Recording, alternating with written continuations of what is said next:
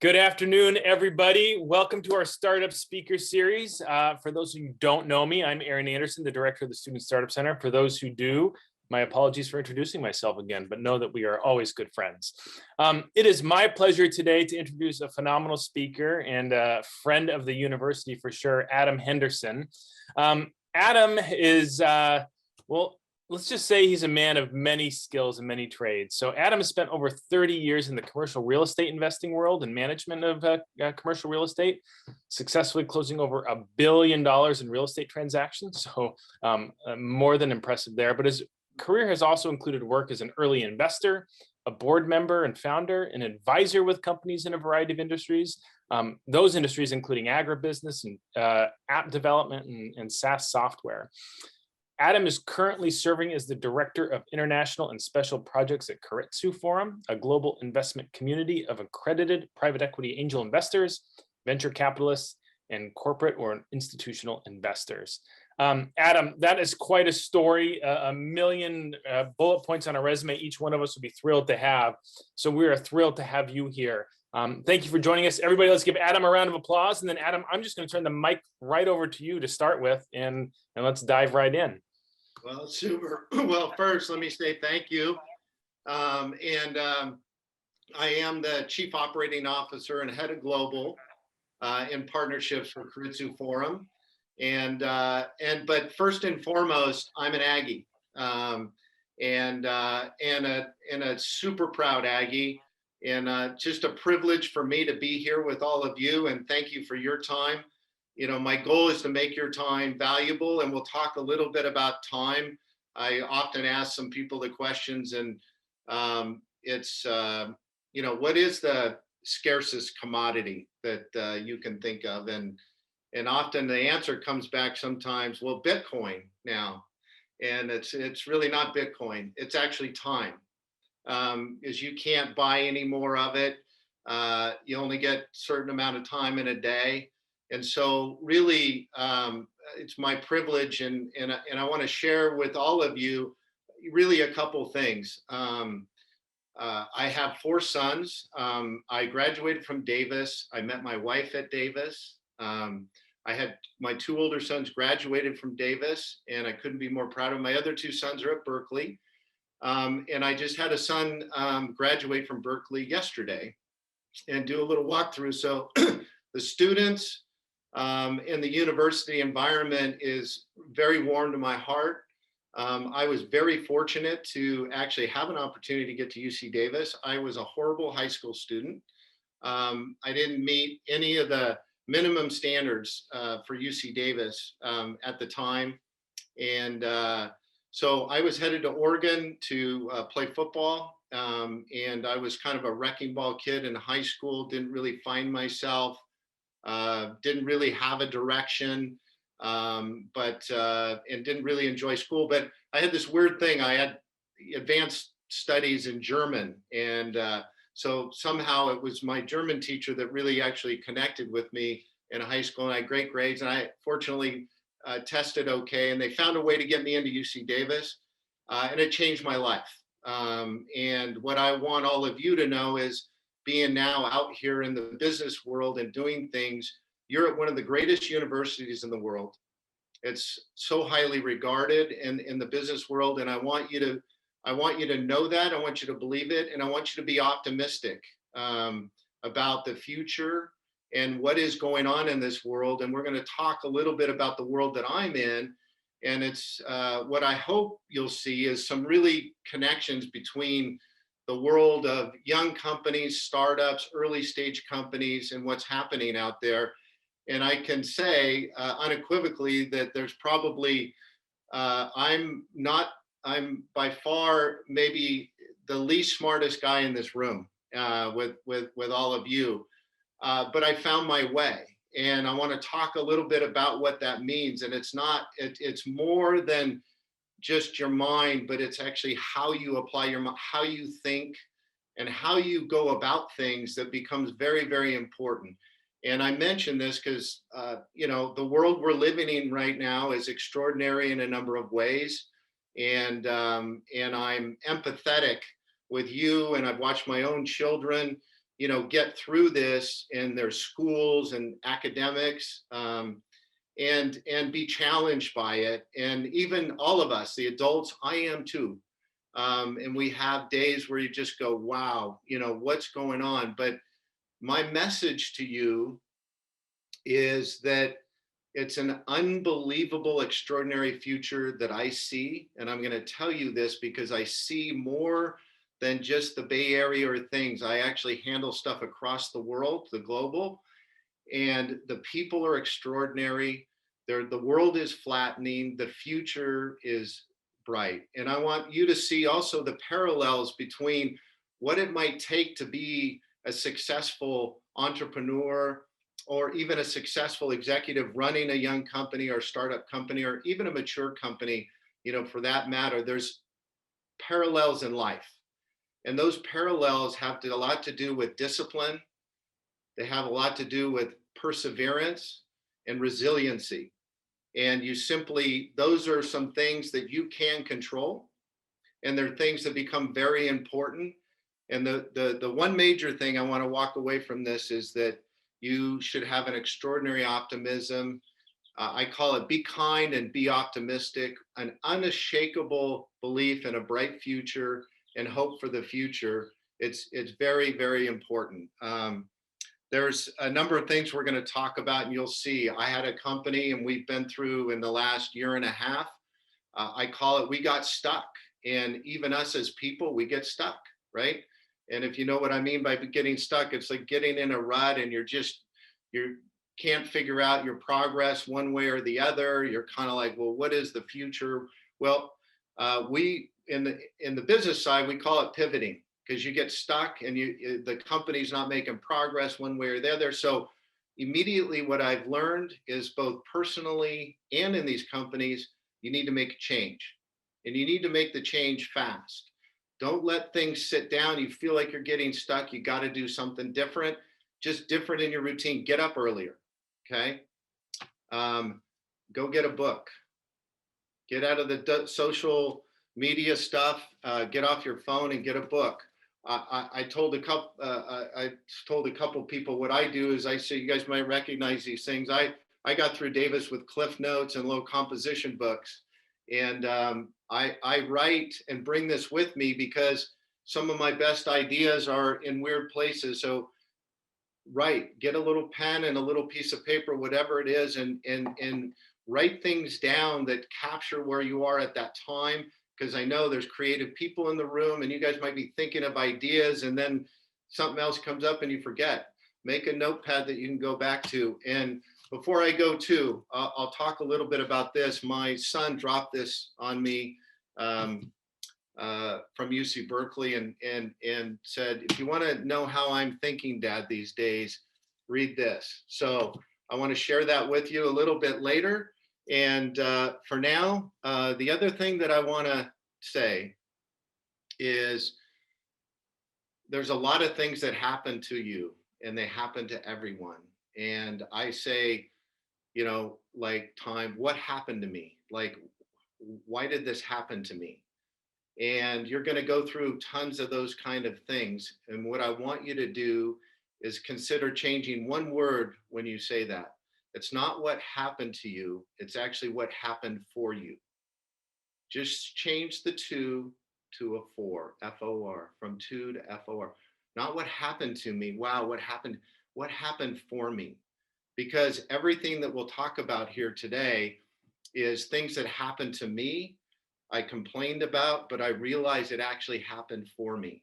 And so we go with it. And I want to start off with this quote for you guys that came to me from one of my sons. Life is too short to wake up in the morning with regrets. So love the people who treat you right, forget about the ones who don't, and believe that everything happens for a reason.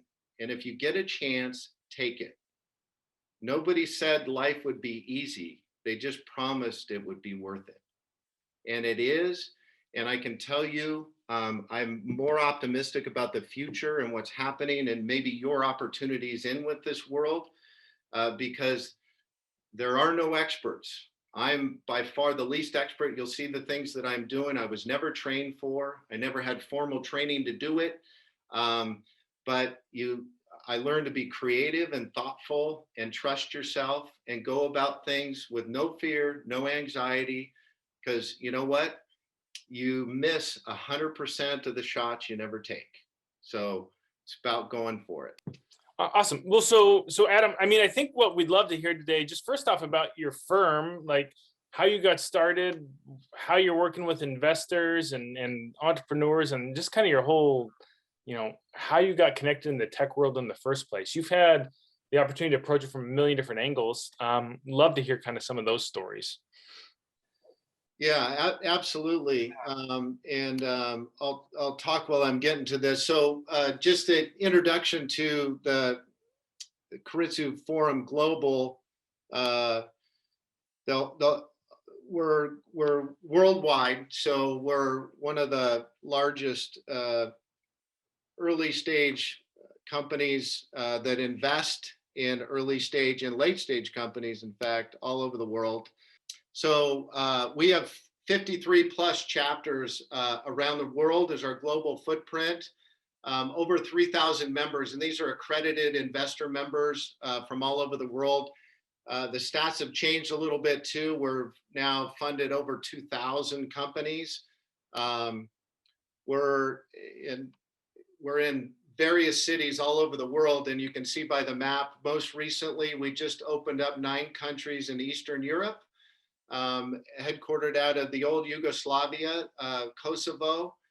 We're in Montenegro, Albania, Serbia, all along that eastern coast. And then we just signed a large deal in the Middle East.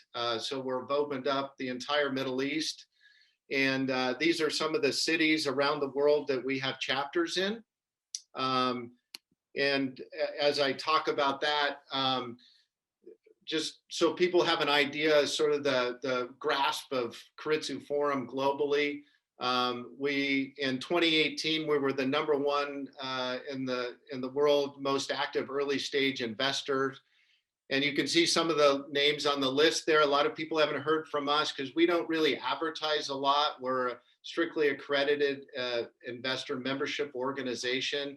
But we're up there with, you've heard of Y Combinator, Andreessen Horowitz, and then even on the late stage to be in the company with Kleiner Perkins and Alumni Venture Group and Bessemer Partners. It gives you an idea of a little bit of our scale. And so as we moved into 2019 and 2020, 2019, we were the #1 most active early stage and late stage investors. So in the 2 categories to the right, we were #1. And then in 2020, interestingly enough, Enterprise Ireland took the top spot globally, and we're #2. And but they're sort of a government-backed organization. They get a lot of funding from the government, and we're proud to have them in the ecosystem, funding companies. Along with us, it's been actually a great addition to the ecosystem. Is really in the world, we're not funding. We're funding at a smaller level than some of the venture capital companies. We're seeing companies that maybe need 250,000, 500,000, maybe even 100,000 to get them kind of over the hump and into a new world. Here you'll see, this is our funding stats from 2018. Those were 82 million. And then now if we go to 2020 PitchBook rankings, you can see this last year in 2020, even in COVID, we were #1 or #2 in both those categories. And so it's been a vibrant 2020 despite COVID, and really just because of these meeting opportunities. And I'm absolutely stunned. I do pitches or presentations and talk to people all over the world. But I'll talk about some of those people around the world that are part of our membership profiles that are in our group. And so up on the upper left is Allison Davis. She's the former CFO of BlackRock. one of the largest, it might be the largest asset management company in the world. And she was head of strategy. Namo Chung comes from Samsung. He's our South Korean chapter president. Mahinder Ching is our Mumbai chapter president. And Steve down here came from Cisco Ventures. So in this membership community, we have some tremendous talent and knowledge that we bring into the room to help us evaluate deals and ultimately make some decisions for funding deals. I'll talk a little bit about the membership benefits that we provide to our members. Before COVID, we were typically having in-person meetings as well. And our thought is we bring some of the best and brightest minds into the room to wrap them around the ecosystem of early and late stage investing. We provide disciplined and structured access to private equity deals. I'll talk about our technology, Keiretsu Forum app, a little bit later. But we have access to global deal flow. And then we also have committee systems. And I'm going to speed this along for time. So in our system, we have members who make up committees. We have blockchain and crypto committee, ed tech, clean tech, all these here, very vibrant AI and IoT committees. And these, and I'll show you why they're important. So this is our deal flow process. Every month, we're seeing 30 to 50 companies that come in for wanting to go through the Keiretsu Forum process. And we go through a screening process at headquarters and also with our members and those committees, depending on the deals. And out of those 30 to 50, 7 to 10 will make it to a deal screening. At that deal screening, we have members, usually 25 to 30 in the room. We'll have the entrepreneurs do a 10-minute presentation, then we have 7-minute Q&A. And then ultimately from the 7 to 10, it shakes it down to about 4 to 5 who go to a formal forum meeting where we'll have anywhere from 60 to 70 members at a meeting at a time. We do 3 meetings back to back during the day. We have a Silicon Valley chapter, and I'll focus on NorCal and San Francisco, and then the East Bay. And once they're done with that process, maybe 3 or 4 of those can go on to the next step where we'll form a due diligence team around their opportunity, and we'll create a due diligence report. And then ultimately the members will use that due diligence report to make decisions about funding. So what's happening in the world and what we've done, we're 22 years old. We were always an angel seed investment group, but what happened, and this is still true, it happened back in 2016, this funding gap started to happen, and it accelerated through 2017 and to where we are today. Venture capital firms they used to put $1 million into 10 companies, and now they're putting $1 million into, and I realized I didn't have my screen on, but maybe that was better for my bandwidth. But we're now putting, the venture guys are putting 10 million into one company instead of $1 million into 10. So they're funding far fewer companies, but they're putting a lot more capital into certain companies. So what that left behind was a lot of companies that used to get funded for that $1 million. They're not getting the 10 million. And so we've been picking that up in the ecosystem. And this was just a natural process that occurred. And so when we talk about the globe, how do we connect the globe? Well, this is one way that I connect the globe. We have, and this will lead me a little bit into the Link2 story. We have a digital platform that really we created from scratch. I was involved with a company called Link2, which we'll talk about a little bit in a minute. And they had a tech platform, and I had a vision of how can we, with what their technology is, how can we better connect the globe digitally? And this was 2.5 years ago, before COVID and everything. And so it's proved to be an amazing tool for us during COVID to actually stay connected to our partners around the globe. And I'll give you a little snapshot of, these are screenshots of what the app is. So anywhere around the world, our members can go on the app and open it up, and they can go to Chennai, they can go to Mumbai, Turkey, Australia. And when they click through this, they're able to get all the way down into the companies that will be presenting. And then ultimately we keep deal documents in the system, and those members can click and look through the documents. And keep in mind, I was I was an economics and international relations major, and I really didn't have the technology background at all, but a thought process on how do we put these pieces together. And then we had found some engineers to put it together for us and ultimately created a system that allows us to connect with our partners globally. And we run events, and those events are done a bit on our master board. And we allow opportunities for investments and investors to communicate directly with our entrepreneurs through our app. Now, the entrepreneurs don't have access to the same depth and area that our members do, but they still are able to see and discover the investor interest and get information that they need to actually help them secure investment. So let me talk a little bit about this, and Aaron, I'm happy in between to field any questions. I know we got a late start, so and I apologize for that. Ultimately, the company that did this underlying technology. So really, the storyline here too. Link2 is now a company that we took this platform and we put it across the Keiretsu Forum platform. And it was terrific for the network, and it's alive and well. But we were also working on banking applications, and so we were building smart apps for the smaller banks. There's 15,000 credit unions and smaller banks across the country. We were building technology for. Anyway, we ended up getting paid as an engineering shop, and really not as a platform provider that we wanted to be. So Link2 pivoted.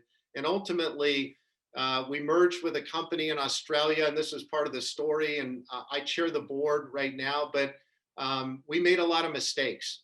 We raised $3 million, and then we sent $1 million to the Australian group, and we had merged with them.